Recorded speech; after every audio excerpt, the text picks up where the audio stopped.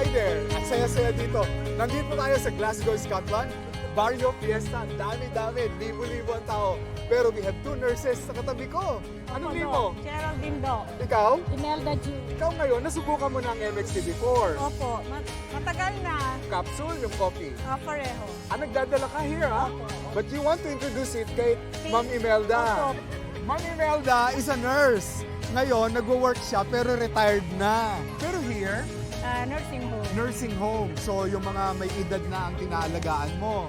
And we don't want na siyempre magkaroon ng sakit tulad ng mga nandun, ano? And that is why gustong introduce sa'yo yung MX3.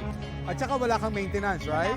So, yan ang maganda sa'yo, yung ating MX3 capsule, 500 mg. Alam mo, you can take it as your vitamin. Di ba nagba-vitamin ka? Yes. Ang kagandahan ng MX3 capsule natin, natural. At saka, Filipino. Tama, di ba? Filipino nga. Support Eh, the Filipino. Yes. Thank you! Thank you, MX3!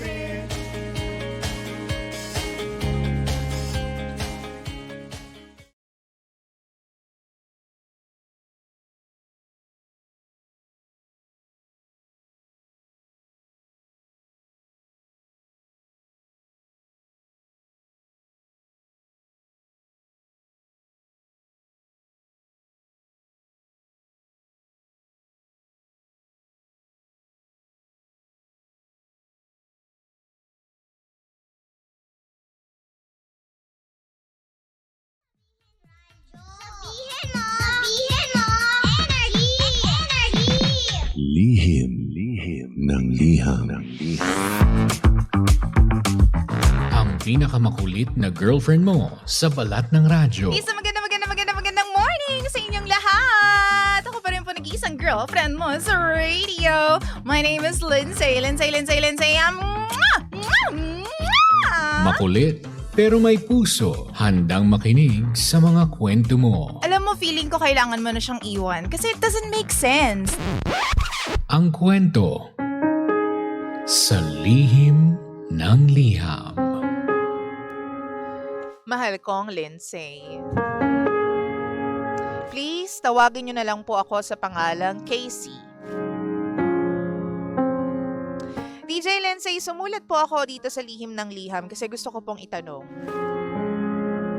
Ako lang ba ang nakakaranas ng isang relasyon na walang cheating issues pero parang hindi ko naman po ramdam yung tunay na pagmamahal mula sa partner ko? Magkapareho lang naman po kami ng edad. Pero 2 taon ko pong itinago yung relasyon namin sa pamilya ko. Tapos right after my graduation, doon ko siya pinakilala sa family ko ng legal. DJ Lindsay, nagdesisyon po kaming mag-live-in since pareho kaming nagtatrabaho sa city. Pero ang pagkakaalam po ng pamilya ko ay nagbo-boarding house po ako. Hindi naman po kasi sila ganon ka-stricto dahil meron na akong trabaho at nakagraduate na po ako.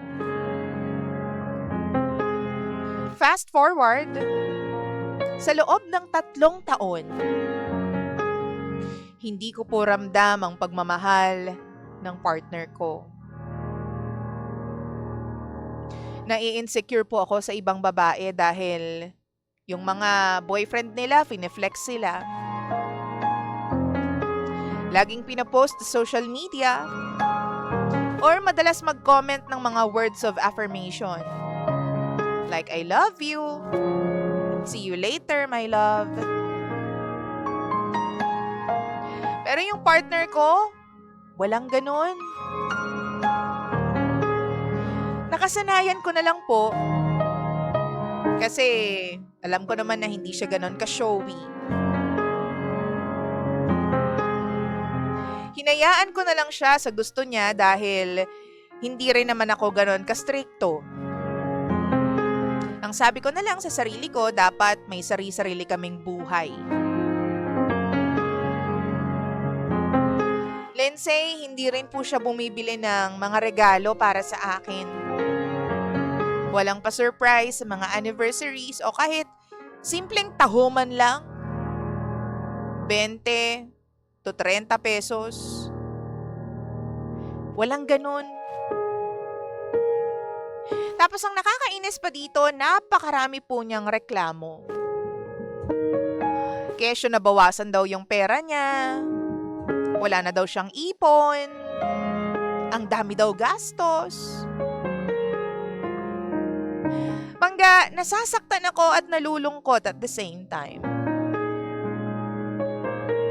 Kasi sa tuwing nag-aaway po kami, ang ending, bembang agad. Kasi pangga, kahinaan ko talaga na maromansa po ako eh. Kaya kahit ang dami-dami kong masasabi tungkol sa partner ko, kapag nag-aaway kami, hindi naman nabibigyan ng solusyon. Basta masaya kami at may moment kami together. May bembang, ayos na. Nawawala na yung problema. Alam ko naman po na mali din po ito. Kasi pagkatapos ng bembang, iniiwan niya na lang po ako sa unit namin. Tapos magtatampo na naman ako.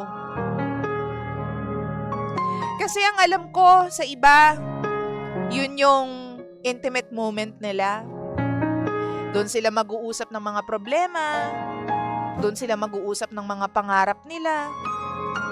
Samantalang ako, iniiwan na lang basta. Natutulog na lang po ako ng umiiyak. Tapos dadaan yung buong maghapon nang hindi niya ako sinusuyo. Alam mo, DJ Lindsay, hindi naman siya ganun dati. Napakatagal ko pong tiniis. Hanggang sa napuno na nga ako. Sinabi ko sa kanya na hindi ko na kaya yung mga pinaggagawa namin. Nag-request din ako na baka naman pwede akong huminga. Gusto ko ng sarili kong space. Gusto kong mamuhay nang wala siya sa tabi ko. Tapos lahat ng hinaing ko, sinabi ko at binuhos ko sa kanya. Lahat ng sama ng loob, sinabi ko.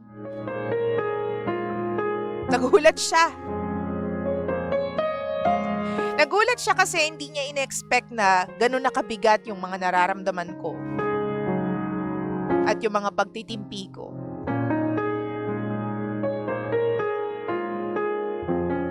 Nagpakakampante po kasi siya, DJ Lindsay. Akala niya hindi ko siya iiwan. Pero ubos na po ako. At pagod na ako sa relasyon namin. DJ Lindsay, iniwan ko siya. At umuwi po ako sa probinsya.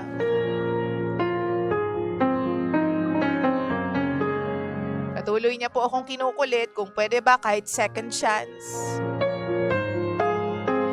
Pero para sa akin, anong rason? Para saan pa? Hindi ko na po nakikita ang sarili ko na magtitiis ulit para sa kanya.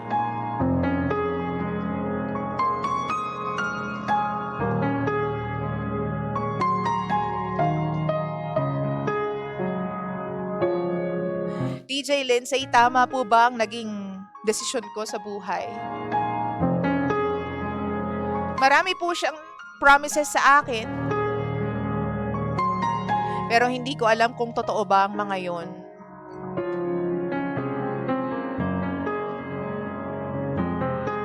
Tulungan niyo po ako kasi aminado po ako na marupok po ako pagdating sa kanya.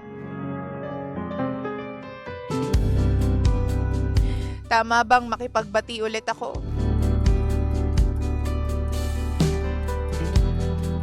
Mahal ko siya, pero hindi niya ako mahal. Ilang buwan nang makausap, di